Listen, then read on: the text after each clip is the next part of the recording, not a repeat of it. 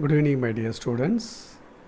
Today we go to the next unit, skeletal systems.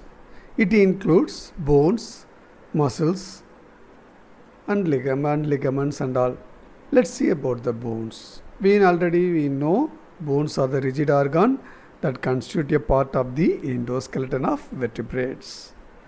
The main function of the bones are to protect the various organs of the body like brain, liver, the lungs, then produce the red and white blood cells and stores the minerals. These are some of the main functions. Let's see detailed about the skeletal systems. Let's see the introduction video. The 206 bones of the adult skeleton provide structure and protection and facilitate motion. The skeleton protects vital organs. The brain is surrounded by bones that form part of the skull.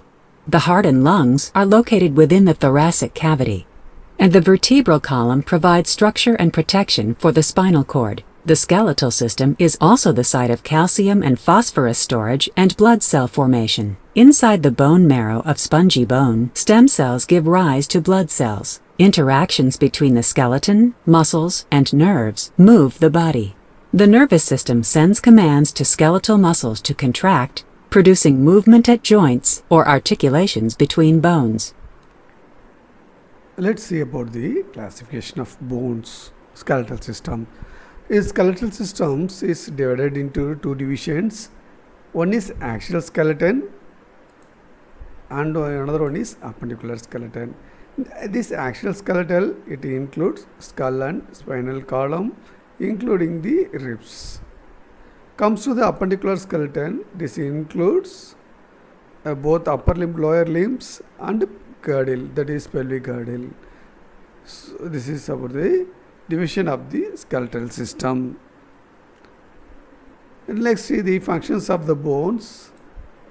The bones support the body, protect the soft, support the body, protect the soft organs, movement due to the attached skeletal muscles, storage of minerals and fats, then bone cell formations. These are the functions of the bones. Bone is made up of two types of bones. One is compact bone, another is sponge bone. The bone cells are classified into osteocytes, osteoblasts and osteoclasts. Osteocytes means these are called osteocytes with our matured bone cells. Osteoblasts are bone forming cells. It forms the bone marrow. These osteoclasts are bone destroying cells. It helps to make the shape of the bone. It removes the unnecessary parts and gives the particular shape to a bone. This is called osteoclast. The bone remodeling is a process by both osteoclast and osteoblast. Let's see the formation of the flat bone. The development of the skeleton's flat bones begins as certain mesenchymal cells at specific points within embryonic fibrous connective tissue develop into osteoblasts. The osteoblasts cluster together, secrete bone matrix, and develop into osteocytes that deposit calcium and other mineral salts that harden the forming bone matrix. The bony regions spread out into thin columns called trabeculae and form spongy bone tissue. A fibrous covering called the periosteum forms on the surface of the bone, and a layer of compact bone tissue replaces the upper layers of spongy bone. This process in which flat bones develop from connective tissue is called intramembranous ossification. Let's see the formation of the long bone. During embryonic development, cells called chondroblasts begin secreting cartilage that develops in the shape of the skeleton's long bones. The bluish, transparent avascular tissue formed is called hyaline cartilage. As the cartilage grows, the chondroblasts in the interior calcify and die. Blood vessels penetrate the structure and deliver osteoblasts. These cells lay down bone material. As the cartilage ossifies and spongy bone forms, a medullary cavity develops. At the ends of a long bone, ossification from cartilage also occurs. This process, in which hyaline cartilage becomes bone and grows, is called endochondral ossification. Bone growth continues through childhood. After puberty, bone tissue replaces the remaining hyaline cartilage, and the shaft reaches its adult length. Let's see the types of bones. Bones are classified based on the shape. It divided into long bone, short bone, flat bone, irregular bone, and sesamoid bone. Let's see in detail about the each flat bones. Flat bones protect the internal organs such as brain, heart, and lungs. The cranial bone, this is also flat bone. Scapulae, this is the shoulder bone, and sternum, this is the sternum, and ribs. These are all called flat bones. Comes to the long bone, humerus, radius ulna, femur, fibia tibula, metacarpals and metatarsals, and phalanges. These are called long bones. Comes to the short bones, carpals and tarsals are called short bones. Comes to the irregular bones, vertebra and pelvic bones called irregular bones. The sesamoid bone is patella. This is about the classification of bone based on the shape, that is sesamoid bone, irregular bone, short bone, long bone, and flat bones.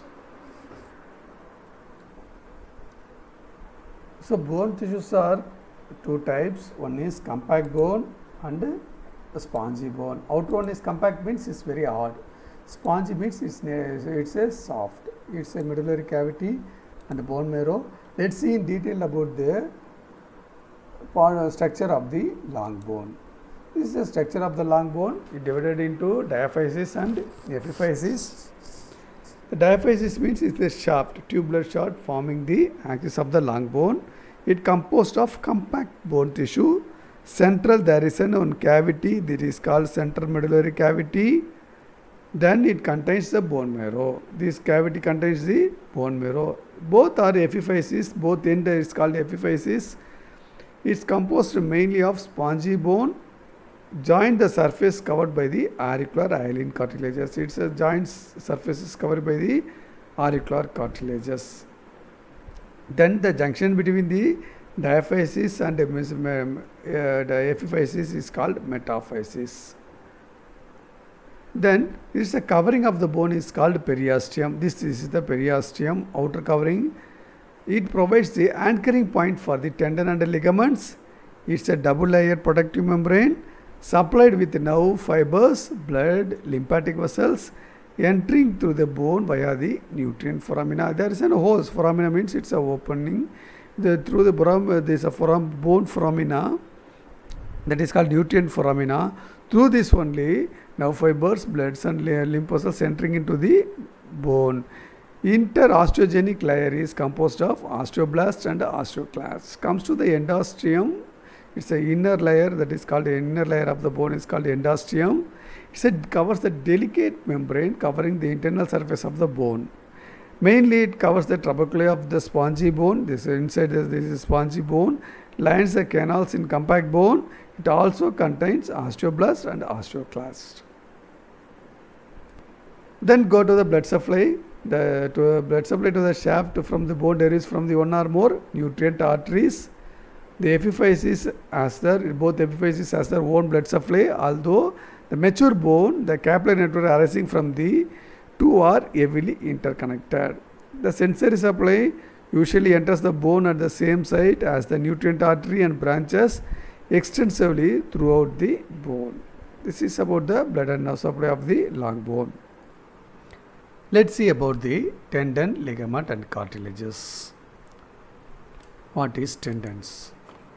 Tendon is a connective tissue attaching the muscle to the bone. Here the muscle, it attaches the muscle to the bone. This is called tendon. When the muscle contracts to move a joint, it is the tendon which pulls on the bone.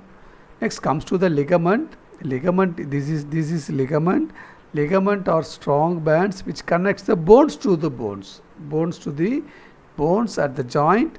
They are elasticated to allow the movement of the joint, but strong enough to stop the movement outside the normal range. It prevents the abnormal movements of the joints. This is called ligaments. Ligaments connects the bones to the bone, but tendon joins the muscles to the bone. Comes to the cartilages. Cartilage is a soft cushioning substance. Here is the cartilage cushioning which covers the end of the bones, act as a shock absorber and reduces the rubbing of the bone surfaces. Comes to the differentiate tendons and ligaments. Tendons are connects the muscles to the bone. Ligaments connects the bone to the another bone. Tendons are inelastic and very tough. Ligaments are elastic and strong. It contains fibers present in the compact bones, compact parallel bundles, compact packed and not arranged in the parallel bundles. And then comes to the fibroblasts present lies in the continuous rows in the tendons. It is scattered in the ligaments. Tendons made up of white fibrous connective tissue. Ligaments made up of yellow fibrous connective tissue. Tendons connect the end of the muscles to any place of the bone. It connects the bones to the bones at the joints. Comes to the classification. The tendons not classified, but ligaments classified into three: peritoneal ligaments, fetal remnant ligaments, and articular ligaments. So this is about the introduction of the skeletal systems. Tomorrow's sessions will discuss detailed in about the each bones. Goodbye.